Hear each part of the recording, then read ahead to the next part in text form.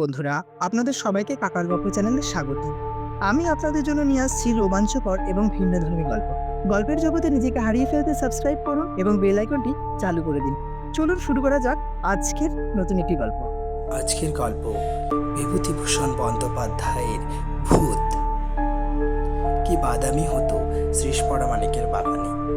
রাস্তার ধারে বড় বাগানটা অনেক দিনের প্রাচীন গাছপালায় ভর্তি।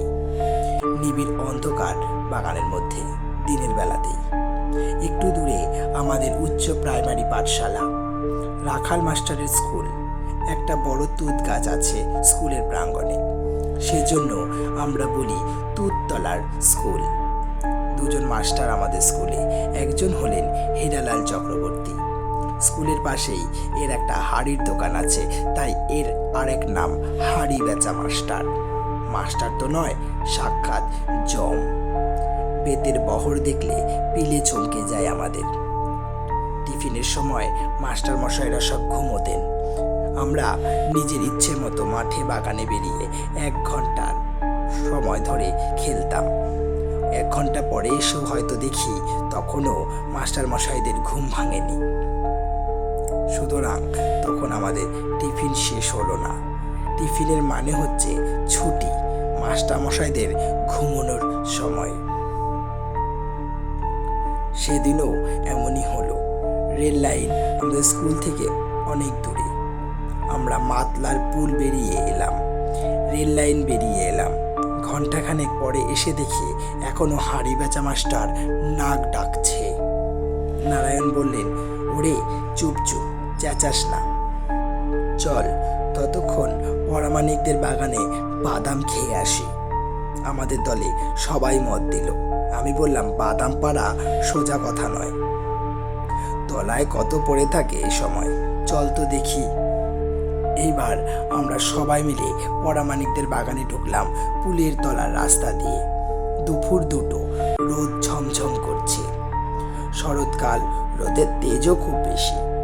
গত বর্ষায় আগাছার জঙ্গলও কাটা ঝোপের বেজায় বৃদ্ধি হয়েছে বাগানের মধ্যে। জঙ্গলের মধ্যে দিয়ে সুড়ি পথ, এখানে ওখানে মোটা লতা গাছের ডাল থেকে নেমে নিচেকার ঝোপের মাথায় দুলছে। আমরা এই বাগানের সব অংশে যাইনি। মস্ত বড় বাগানটা পাকা রাস্তা দিয়ে গিয়ে নদীর ধার পর্যন্ত লম্বা। পেয়ারাও ছিল কোনো কোনো গাছে, কিন্তু অসময়ের পেয়ারা তেমন বড় হয়নি। ফল আরও যদি কোনো রকম কিছু থাকে খুঁজতে খুঁজতে নদীর ধারের দিকে চলে গেলাম। বাদাম তো মিললই না। যা পাওয়া গেল ইট দিয়ে ছেঁচে তার শ্বাস বের করবার ধৈর্য আমার ছিল না। সুতরাং দলের সঙ্গে আমরা ছাড়াছাড়ি হয়ে গেলাম। নদীর দিকে বন বেজায় ঘন, এদিকে বড় একটা কেউ আসে না। খস খস শব্দে শুকনো পাতার উপর দিয়ে শিয়াল চলে যাচ্ছে, কুল্ল পাখি ডাকছে উঁচু তেঁতুল গাছের মাথায়। আমার যেন কেমন ভয় ভয় করছে। আমাদের স্কুলের ছেলেরা কানে হাত দিয়ে গায়, ঠিক দুপুর বেলা ভূতে মারে ঢেলা, ভূতের নাম রশি, হাঁটু গেড়ে বসি। সঙ্গে সঙ্গে তারা অমনি হাঁটু গেড়ে বসে পড়ে। এসব করলে নাকি ভূতের ভয় চলে যায়। আমার সঙ্গে কেউ নেই, ঠিক দুপুর বেলাও বটে। মন্তরটা মুখে আউড়ে হাঁটু গেড়ে বসবো, কিন্তু ভূতের নাম রশি হলো কেন? শ্যামও তো হতে পারত, কালো হতে পারত। নিবারণ হতেই বা আপত্তি কি ছিল? একটা বাঘ ঘুরে বড় একটা বাঁশবন, তার নিবিড় ঝোপ তার তলায়। সেখানটায় গিয়ে আমার ঢিপ ঢিপ শব্দটা হঠাৎ বন্ধ হয়ে গেল। একটা আমড়া গাছের তলায় ঘন ঝোপের মধ্যে আমড়া গাছের গুড়ি ঠেস দিয়ে বসে আছে ওই বড় বাঘদিনী। ভালো করে উঁকি মেরে দেখলাম, হ্যাঁ ঠিক বড় বাঘদিনী বটে। সর্বনাশ, সে যে মরে গিয়েছে। বড় বাঘদিনীর বাড়ি আমাদের গায়ের গোসাই পাড়ায়। অশ্বত্থতলার মাঠে একখানা দোচালা কুড়ে ঘরে সে থাকতো, কেউ ছিল না তার। পাল মশাইয়ের বাড়ি ঝিগিরি করতো অনেক দিন থেকে। তারপর তার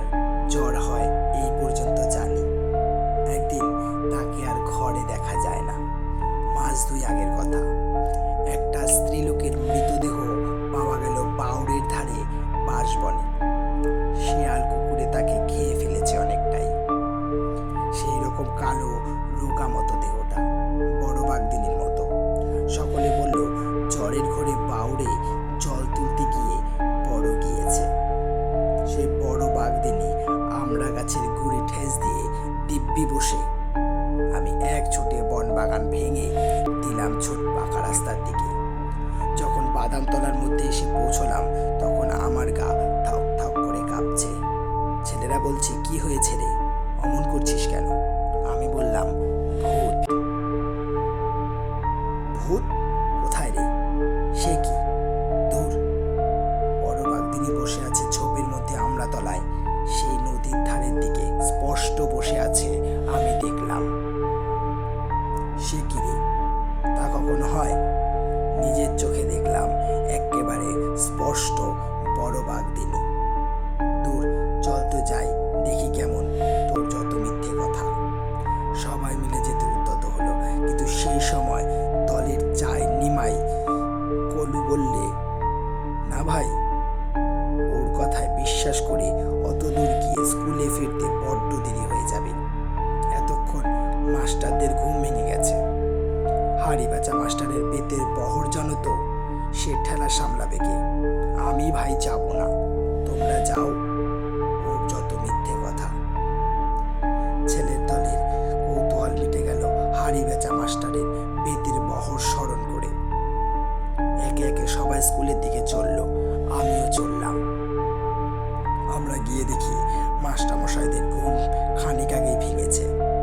ওদের গতি দেখে মনে হলো হাড়ি বেচা মাস্টার আমাদের শূন্য ক্লাসরুমের সামনে অধীরভাবে পায়চারি করছিলেন। আমাদের আসতে দেখে বলে উঠলেন, এই যে খেলা ভাঙলো। আমরাও বলতে পারতাম, আপনার ঘুম ভাঙলো, কিন্তু সে কথা বলে কে? তার ক্রুদ্ধ দৃষ্টির সামনে আমরা তখন সবাই এতটুকু হয়ে গিয়েছি। ক্লাসে ঢুকেই তিনি বললেন, রত্না, অর্থাৎ আমি। এগিয়ে গেলুম। কোথায় থাকা হয়েছিল? আমি তখন নবমীর পাঠার মতো জড়সড় হয়ে কাঁপছি। এদিকে বড় বাগদিনী, ওদিকে হাড়ি বেচা মাস্টার। আমার অবস্থা অতীব শোচনীয় হয়ে উঠেছে, কিন্তু শেষ অস্ত্র ছিল আমার হাতে, তা ত্যাগ করলাম। বললাম, পণ্ডিত মশাই, দেরি হয়ে গেল কেন? ওরা জানে, ওরা সর্বপরামানিকের বাগানে বাদাম কুড়োতে গিয়ে ভূত দেখেছিলাম। তাই হাড়ি বেচা মাস্টারের মুখে অবিশ্বাস্য ও আতঙ্ক যুগপৎ ফুটে উঠল। বললেন, ভূত? ভূত কিরে? আজ্ঞে ভূত, সেই যারা। বুঝলাম, বাদর। কোথায় ভূত? কিরকম ভূত?